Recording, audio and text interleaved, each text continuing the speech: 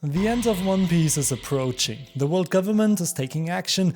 Imu's devil fruit could play a crucial role. In today's video I want to present you the most exciting theory about Imu's devil fruit. This theory connects the devil fruit with the most important themes of the story and would also explain why so many characters are waiting for the dawn of the world. Before we get to the theory, let's take a look at everything we know about Imu so far. We only became aware of Imu's existence in chapter 906. There Imu wanders around the Pangaea castle and enters a supposedly secret room. This room could well be the phantom room that some gods of Merijoa spoke of. Imu carries the bounty posters of Luffy and Blackbeard in his hand. Suddenly he looks at a huge straw hat. To this day we don't know who this straw hat belongs to. It is believed to have belonged to the OG Joy Boy. A few chapters later, Imu sits on the empty throne. He gives the Gorosei an instruction on which light should be extinguished next from history. The world government is fake, the empty throne is fake, everything this organization stands for is fake. Imu is the true shadow ruler of this universe and hardly anyone knows about him. Perhaps besides the Gorosei, the Holy Knights know also about him. The Gorosei, including the Holy Knights, seem to be the strongest characters in the world government after Imu. There's also a theory that Doflamingo knows about the existence of Imu. In chapter 761, Doflamingo talks about the secret treasure of Merijoa. If this treasure is revealed, the world would be plunged into chaos. With the help of the secret treasure of Merijoa and the personality switch of the Ope no Mi, Doflamingo wanted to become the ruler of the world. Also in Imu's first appearance in chapter 906, we see Doflamingo on the same double page. He's then talking about the secret treasure of Merijoa. It's as if Oda is pointing a finger at us and saying, hey, this dude knows about Imu. That would also make sense. After all, Doflamingo is a former Tenryubitu and could somehow have gotten hold of this information. Since the events of the Reverie and since the latest manga chapters, a few more characters know about the existence of Imu. Among them are Sabo, Cobra, Dragon and Ivankov. Cobra unfortunately died by now. He no longer poses a threat to the world government. But Sabo, Dragon and Ivankov are revolutionaries and are actively interested in the downfall of the Tenryubitu. These three boys are exchanging theories about Imu, like in some kind of theory podcast. I don't believe that Imu likes that. Together with his warrior gods, he should make his way as quickly as possible to destroy the revolutionaries. But apparently that's not so easy. Of the three revolutionaries, Emporio Ivankov has the best theories. He suspects that Imu was made immortal by the Ope no Mi, and he suspects that Imu may have something to do with the Neroma family. In the Void Century there was apparently a Neroma Imu, and the character could be the silhouette that walks around Pangaea Castle. If this was the case, we would certainly see the operation of Eternal Youth in a flashback. Who was in possession of the Ope no Mi back then? Imu also have some kind of childish impulsive personality. In Japanese his expressions are rather childish, which is also reflected a little in his words and actions. For example, in his conversation with King Cobra, Imu refers to himself in the third person. This is supposed to suggest he's something special, but in reality comes across as an edgy teenager. His choice to destroy Lucia also seems very random. He simply wanted to destroy the island because it was nearby. His will is the law and is implemented without question by the Gorosei. The Gorosei also name him Creator. Imu possesses a devil fruit. We will take a much more detailed look at this next, but first we need to take a look at the themes in One Piece to get the first clues about what kind of devil fruit Imu could have and how these abilities fit into the end of the story. One Piece doesn't have just one theme. In every arc there are countless themes that are picked up and addressed in the story. These include slavery, racism, forms of justice, access to knowledge and history, or propaganda. However, One Piece has three central themes that run through each arc and are in my opinion the backbone of the story. These include the concept of dreams, the concept of the inherited will, which is the inheritance of dreams, and the concept of the flow of time. These three aspects are even talked about in chapter 100. According to Goldie Roger, these three things do not die, as long as there's a desire for freedom. In chapter 100, Goldie Roger is credited for this quote, but I believe this quote originally came from the OG Joy Boy. His inherited will and his dream were passed down through the flow of time to Roger and then to Luffy. Roger and Luffy have the same secret dream that probably the OG Joy Boy had back then. The inherited will also fits perfectly with a flashback of Chopper. You only die when you are forgotten. If you are not forgotten, then you continue to live on in the memories of others. In some cases, the death of a character is the trigger for the dream of a new person. Each of our protagonists is guided by an inherited will, even our supporting characters, and some antagonists are guided by this as well. A character inherits a dream or motivation from another character, and through the flow of time, this dream is eventually fulfilled. That's what makes One Piece so special. If a character fails to fulfill their dream, someone else can pick it up and continue that dream. Death is not the end of a dream. That is already the first contrast to Imu. This character seems to be immortal due to the operation of eternal youth. By doing so, he manipulates the flow of time. Nobody can inherit Imu's will or dream because he doesn't give it up. He doesn't give up control and tries to stay in control. Almost all the negative motives that are tolerated in One Piece come from the influence of Imu. Slavery, racism, absolute justice, the destruction of history, and the pursuit and murder of people who seek the truth, as well as the restriction of freedom. Roughly speaking, that's what the world government stands for, and our heroes fight against it in the story. A good story needs good antagonists. To write good antagonists, they must either want the same thing as our heroes or the opposite. Luffy and Blackbeard are opposites in piracy. Both of them love to dream, but both have a different definition of what piracy and nakama means to them. One is willing to sacrifice his dreams for his nakama, the other is willing to sacrifice his nakama for his dreams. There must be a similar contrast between Imu and Luffy. The problem, however, is that we have only known Imu for a few chapters. To prevent Imu from becoming a Kaguya in Naruto, the character must have more depth. This can only be achieved if we get more screen time of the character.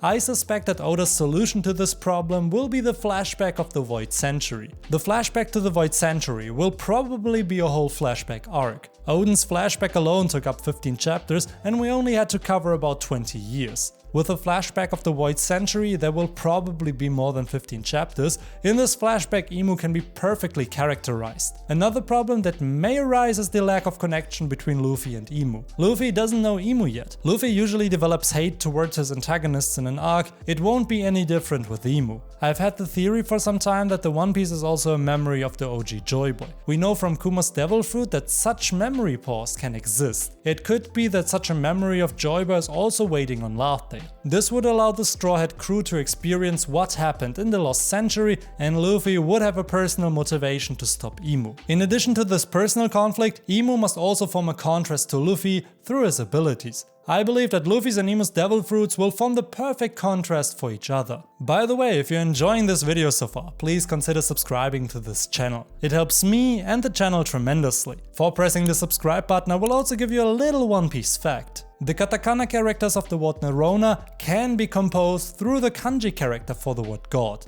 That's another very interesting wordplay by Oda. Next we come to Luffy's Devil Fruit. Luffy is in possession of the Gomu Gomu no Mi, or is he? That's right, this Devil Fruit has been given a new name since the end of the Wano Kuni arc. It is now called Hito Hito no Mi Mythical Model Nika. However, according to the Road to Laughdale chapters, both names for this Devil Fruit are legitimate. According to Dr. Vegapunk, the name Gomu Gomu no Mi is not found in an older edition of the Book of Devil Fruits. This is a very interesting observation. It implies that the Book of Devil Fruits had several editions. Since when is the edition in circulation on which the name Gomu Gomu no Mi is spread? After all, Shanks and his crew knew the name of the fruit. They named the fruit Gomu Gomu no Mi. Husu also gave the fruit this name. Thus, the name Gomu Gomu no Mi must have been in circulation for some time. It would be kind of random if Shanks and his crew gave the fruit its name. With this Devil Fruit, one gains the properties of a Paramecia and a Zoan fruit. However, the Zoan abilities of the fruit are only triggered by the awakening. Luffy becomes a rubber human. Through his awakening, his hair and outfit turn white. The awakening is triggered by a certain rhythm of his heartbeat. The heartbeat then sounds like drums. According to Zunisha, this heartbeat was known in the past as the drums of liberation. Through the awakening, Luffy can then reshape his reality and turn his surroundings into rubber. This not only includes objects, but also living characters. For example, he was able to turn Kaido into rubber and inflate him like a balloon fish, or use him as a jump rope. Some fans find Luffy's new abilities extremely whack. I think it fits perfectly with his character. As already confirmed by Oda, it is a tribute to all the comic classics like Popeye, Bugs Bunny, the Roadrunner, or Taz the Tasmanian Devil. Oda loves this kind of humor in fictional works, and he has now given Luffy these abilities as well. If Luffy's awakening were a Yu-Gi-Oh card, Maximilian Pegasus would definitely have him in his deck. My turn, Yugi boy. According to the Gorosei, one is only limited by their own imagination through this devil fruit. The user only gains more freedom through the awakening. Luffy uses his new abilities to spread freedom and joy, just as the OG Joy Boy did in the past. Imu's devil fruit abilities will very likely stand in contrast to Luffy's. Unfortunately, we still know very little about Imu's devil fruit, however Oda has given us some indicators of Imu's abilities. For one, Imu was able to reshape his mouth to devour Sabu's flames with a bite. In this form, Imu's mouth looks like that of a beast. Additionally, Imu seems to use an arrow with which King Cobra and later Sabo were impaled. Originally, it was thought that the arrow was detached, however in this panel it appears that the arrow belongs to Imu. In this panel, however, we see the arrow detached, so it's not clear whether the arrow belongs to Imu's transformation or not. However, I strongly believe it does. There are now some interesting theories about Imu's devil fruit. The most popular theory in my opinion is that of the first devil fruit. What if Imu has the devil fruit? Like a Hito Hito no Mi model devil or shaitan. In itself a very cool approach. In the finale we would have two Hito Hito fruits who would face each other. Whether Imu is really the devil fruit in the end is questionable, but I believe it's a mythical Zoan fruit. A mythical Zoan that forms a special thematic contrast to Luffy. As we discussed in the video, Luffy is a big dreamer. Dreams, the inherited will and the flow of time are things that cannot be stopped. As long as there is a desire for freedom. Imu will likely contrast these three aspects in the story. Imu destroys dreams, Imu has no inherited will, and Imu wants to stop the flow of time. If Imu is really immortal, then he has no inherited will. His will then lives on in himself, and he is not willing to share his will with others. By destroying the ancient kingdom and causing the void century and pursuing anyone who seeks the truth, time is manipulated. The truth should not come out. Now all that's left to destroy are dreams. How can Imu destroy dreams? I think his devil fruit will help him with that. I even go one step further. I believe that Imu's devil fruit is the reason why so many characters in the story are waiting for the dawn. But more on that later. I believe that Imu's abilities contrast with dreams. I believe that in this mythical Zoan form, Imu has the ability to manipulate reality similar to Luffy. Only in Imu's case, nightmares are spread instead of joy and freedom. The most terrible ideas and fears a character has become real. With this nightmare fruit, Imu would be the perfect moral contrast to Luffy as an antagonist. It would also give Imu a very interesting fighting style. What if you have to face your greatest fears and traumas through Imu's devil fruit? What if through Imu's abilities you had to experience how you never achieve your dreams? That would be a challenge for Luffy he has yet not overcome. Let's be real, Luffy and his friends have an unbreakable will. They achieve everything they set out to do. But through Imu's nightmare abilities, a new, worse reality could be created. Imagine, Luffy has to witness all his nakama die. Zoro loses his arms and can never wield a sword again. Nami and Usopp have to witness her village being slaughtered. Sanji has to see Jeff die. Chopper has to experience a world plagued by an incurable disease, pandemic all over again.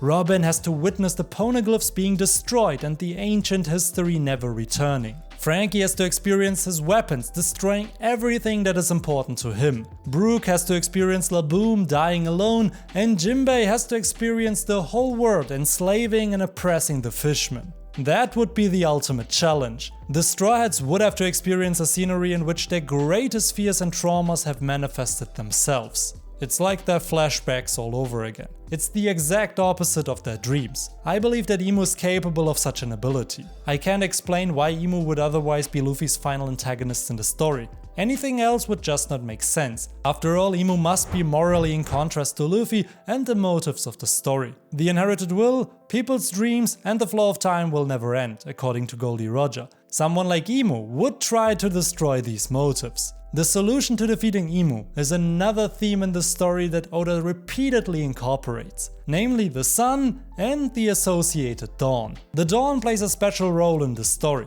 The Mings, the Kozuki clan and Yamato, for example, are waiting for the dawn of the world. According to Pedro, Monkey D. Luffy is needed for the dawn. According to Inuarashi and Nekomamushi, a living Momonosuke is also required. What this ominous dawn is all about is currently unclear. I believe I have found the answer for this theme. We have to take a short detour for a brief recap of this theme in the story.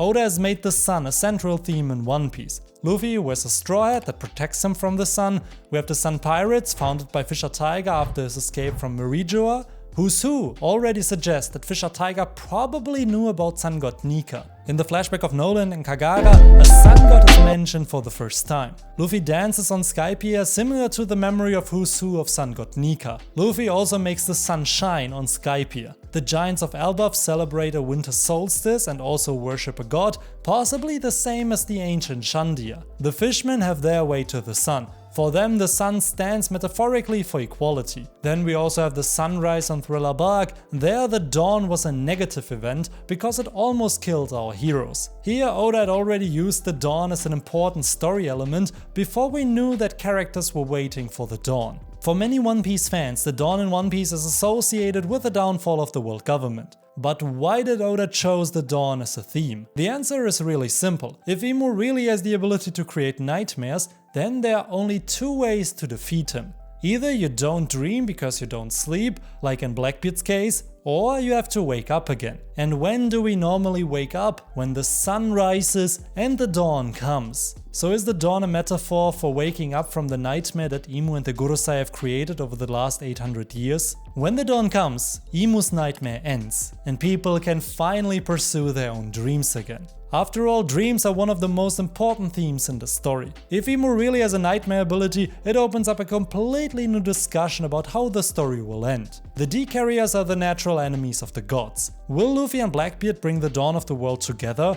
Will they as D-carriers be jointly responsible for the downfall of Imu and the world government? Will the world government fall first and then the fight between Luffy and Blackbeard for the One Piece will begin? Luffy and Blackbeard both are huge dreamers. They're incredibly similar, but when it comes to dreams, they are different. Only their methods of fulfilling their dreams differ enormously. Imu's nightmare abilities would therefore be a perfect contrast not only for Luffy, but also for Blackbeard. After all, Imu also has a bounty poster of Blackbeard in his hand, not just Luffy's. If Blackbeard really can't sleep and really can't dream classically, then Imu's nightmare fruit would be somehow immune to him. Blackbeard might be the only character who is immune against Imu's abilities. Oda really leaves all the potential storylines open here. Will Luffy and Blackbeard be jointly responsible for the downfall of the world government? Will Blackbeard fall on Laugh Tale before that? Will the nightmares that Imu created actually be defeated by the dawn? Or are there other ways to defeat Imu? What is your opinion on this theory? Let me know in the comments. And if you liked this video, why not watch this one next?